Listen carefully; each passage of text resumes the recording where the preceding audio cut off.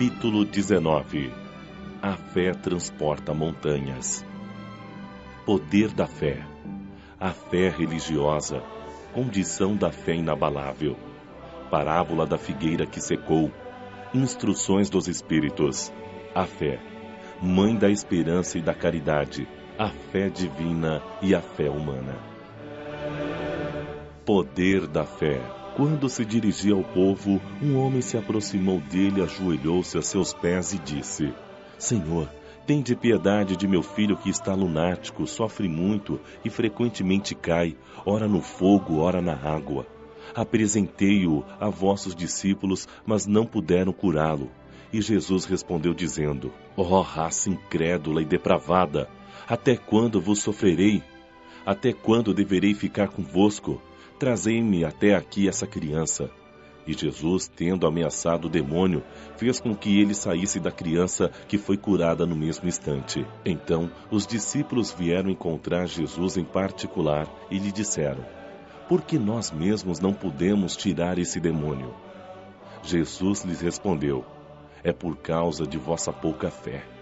Pois eu vos digo em verdade que se tivesseis fé como um grão de mostarda, direis a esta montanha: transporte daqui até lá, e ela se transportaria, e nada vos seria impossível.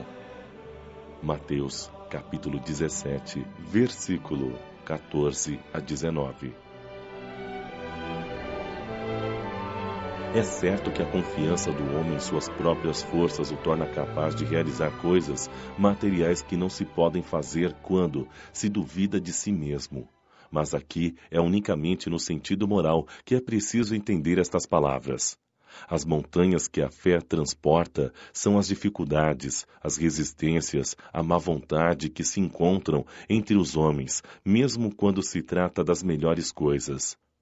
Os preconceitos rotineiros, o interesse material, o egoísmo, a cegueira do fanatismo, as paixões orgulhosas são também montanhas que barram o caminho de todo aquele que trabalha pelo progresso da humanidade. A fé robusta dá a perseverança, a energia e os recursos que fazem vencer os obstáculos, tanto nas pequenas coisas quanto nas grandes coisas.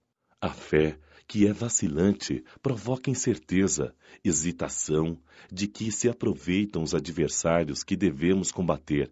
Ela não procura os meios de vencer porque não crê na possibilidade de vitória.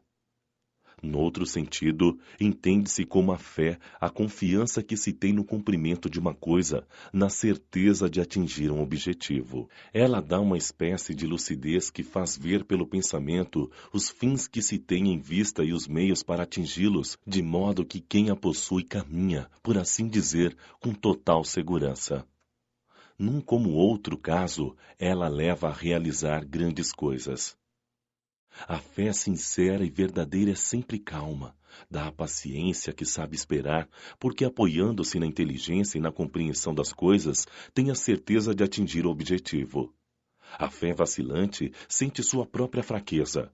Quando é estimulada pelo interesse, torna-se enfurecida e acredita que, aliando-se à violência, obterá a força que não tem.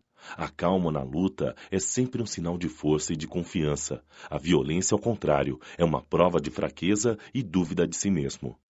É preciso não confundir a fé com a presunção. A verdadeira fé se alia à humildade, aquele que a possui confia mais em Deus do que em si mesmo. Sabe que, simples instrumento da vontade de Deus, nada pode sem ele, e é por isso que os bons espíritos o ajudam. A presunção é mais orgulho do que fé, e o orgulho é sempre castigado, cedo ou tarde, pela decepção e pelos fracassos que lhe são impostos. O poder da fé é demonstrado direta, especialmente no magnetismo. Por ele, o homem age sobre o fluido.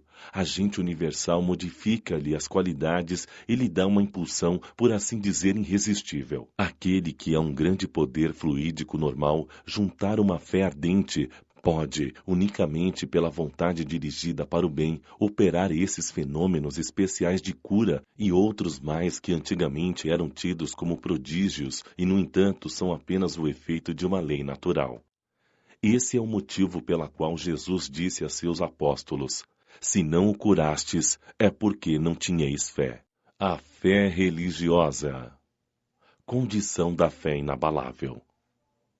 No seu aspecto religioso, a fé e a crença nos dogmas particulares que constituem as diferentes religiões, e todas as religiões têm seus artigos de fé.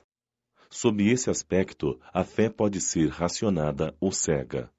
A fé cega nada examina, aceita sem verificar tanto o falso como o verdadeiro e choca-se, a cada passo, com a evidência e a razão.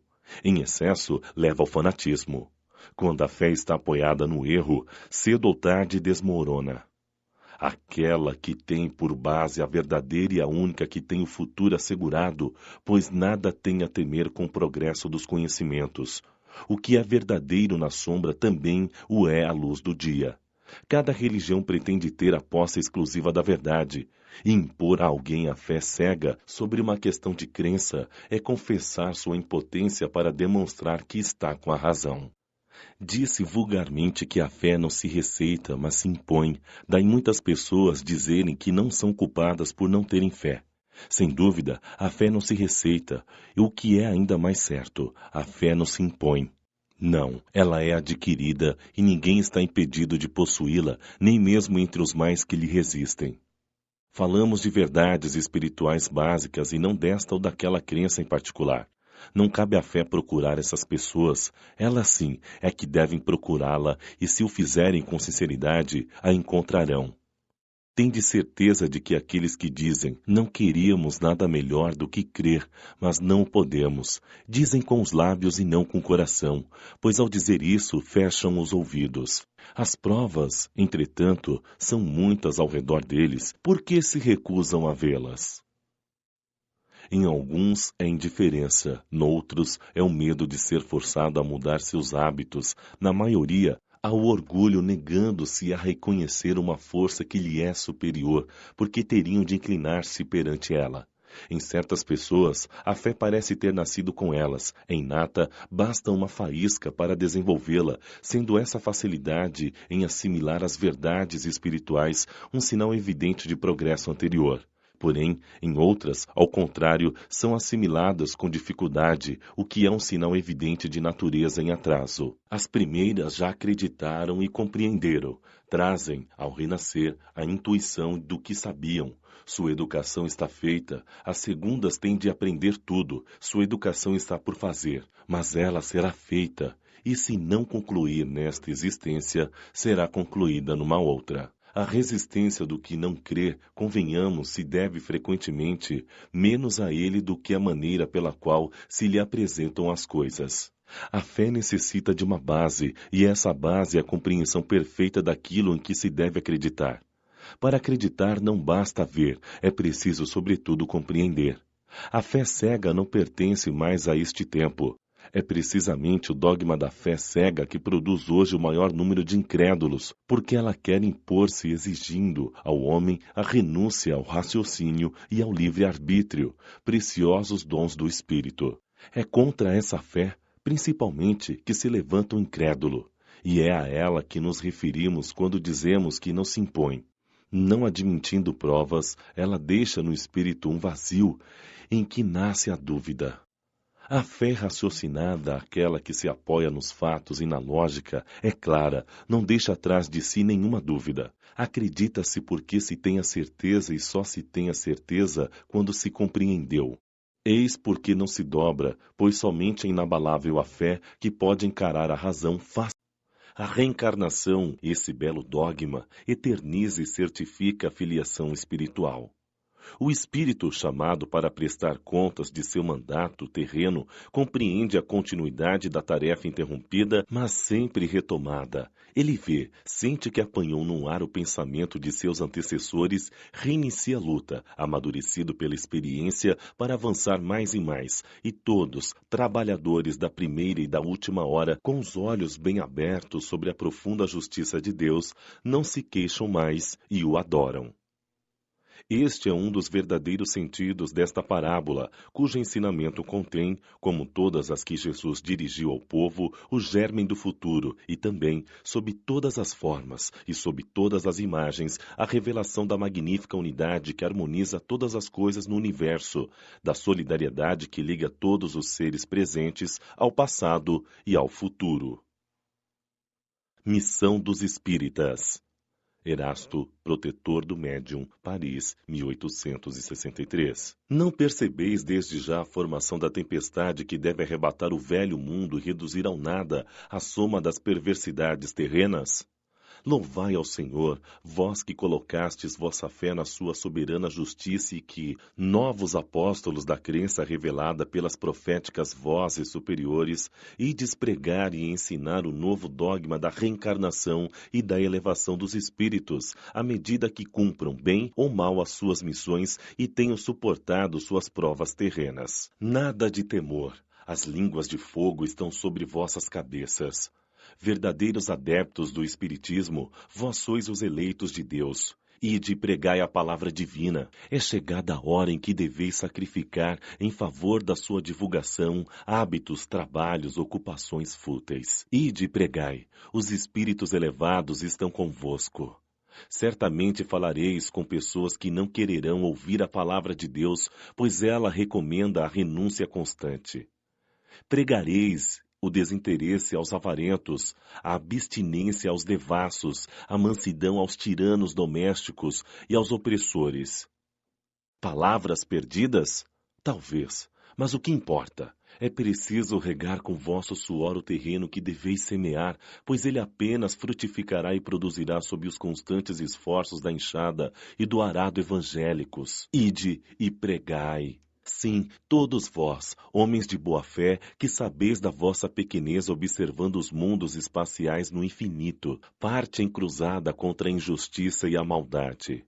Ide aniquilai esse culto ao bezerro de ouro que se expande dia após dia. Ide, Deus vos conduz, homens simples e ignorantes, vossas línguas se soltarão e falareis como nenhum orador fala. Ide pregai, as populações atentas recolherão com alegria vossas palavras de consolação, fraternidade, esperança e paz. Que importam as ciladas que armarem no vosso caminho? Apenas os lobos caem na armadilha de lobos, pois o pastor saberá defender suas ovelhas das fogueiras do sacrifício. Ide, homens confiantes perante Deus, mais felizes do que São Tomé, que acreditais sem precisar ver e aceitais os fatos da mediunidade até mesmo quando nunca conseguistes obtê-los por vós mesmos. Ide, o Espírito de Deus vos guia. Marchai, pois, adiante, legião majestosa pela vossa fé. Os grandes batalhões dos incrédulos se desmancharão perante vós como as névoas da manhã aos primeiros raios do sol matinal. A fé é a virtude que transporta montanhas, disse Jesus. Porém, mais pesadas que as maiores montanhas são as jazidas da impureza e de todos os vícios que dela derivam no coração humano. Parte com coragem para remover essas montanhas de maldades das quais as gerações futuras ouvirão referências apenas como lenda, tal como vós conheceis muito vagamente os tempos que antecederam a civilização pagã. Sim, as revoluções morais e filosóficas surgirão em todos os pontos da Terra. Aproxima-se a hora em que a luz divina brilhará sobre os dois mundos. Ide, pois, levando a palavra divina aos grandes que a desprezarão, aos sábios que exigirão provas, aos simples e pequeninos que a aceitarão, porque, principalmente entre os mártires do trabalho, desta provação terrena encontrareis entusiasmo e fé. Eles a receberão alegremente, agradecendo, louvando a Deus a consolação divina que lhes oferecerdes, e baixando a fronte, renderão graças pelas aflições que a terra lhes reservou. Arme-se de decisão e coragem a vossa legião. Mãos à obra, o arado está pronto e a terra preparada. Arai. Ide agradecer a Deus a gloriosa tarefa que vos confiou. Mas, cuidado, entre os chamados para o Espiritismo, muitos se desviaram do caminho. Alerta, pois, no vosso caminho, buscai a verdade. Perguntareis, se entre os chamados para o Espiritismo, muitos se desviaram, como reconhecer os que acham no bom caminho? Responderemos, podeis reconhecê-los pelo ensino e pela prática dos princípios verdadeiros da caridade, pela consolação que distribuírem aos aflitos, pelo amor que dedicarem ao próximo, pela sua renúncia, pela dedicação ao próximo. Podeis reconhecê-los finalmente pela vitória dos seus princípios divinos, porque Deus quer que a sua lei triunfe. Os que a seguem são os escolhidos que vencerão. Os que, porém, falseiam o espírito dessa lei para satisfazer a sua vaidade e a sua ambição, esses serão destruídos. Os Trabalhadores do Senhor. O Espírito de Verdade, Paris, 1862. É chegado o tempo em que se cumprirão as coisas anunciadas para a transformação da humanidade, e felizes serão aqueles que tiveram trabalhado no campo do Senhor generosamente e sem outro interesse que não a caridade. Suas jornadas de trabalho serão recompensadas 100 vezes mais do que esperavam. Felizes serão os que houverem dito a seus irmãos: trabalhemos juntos e unamos nossos esforços a fim de que o Senhor encontre a obra terminada quando chegar, e o Senhor lhes dirá: vinde a mim, vós que sois bons servidores, que calastes vossos melindres e discórdias, para não deixar a obra prejudicada. Mas, infelizes daqueles que, por suas divergências vaidosas, houverem retardado a hora da colheita, pois a tempestade virá e serão levados no turbilhão. E clamarão: graça, graça, Senhor. Ele lhes dirá: por que pedis graças? Vós que não tivestes piedade de vossos irmãos, que recusastes estender a mão ao fraco e o esmagastes ao invés de socorrê-lo? Por que pedis graças, vós que procurastes na terra a vossa recompensa nos gozos e na satisfação de vosso orgulho? Já recebestes a vossa recompensa de acordo com vossa vontade. Nada mais deveis pedir. As recompensas celestes são para aqueles que não tenham recebido as recompensas na terra. Deus faz neste momento a enumeração de seus servidores fiéis e marcou a dedo aqueles que do devotamento só têm aparência, a fim de que não se apoderem do salário dos servidores corajosos. A estes que não recuarem perante a tarefa é que ele vai confiar os postos mais difíceis na grande obra da regeneração pelo Espiritismo, e estas palavras se cumprirão: os primeiros serão os últimos, e os últimos serão os primeiros no reino dos céus.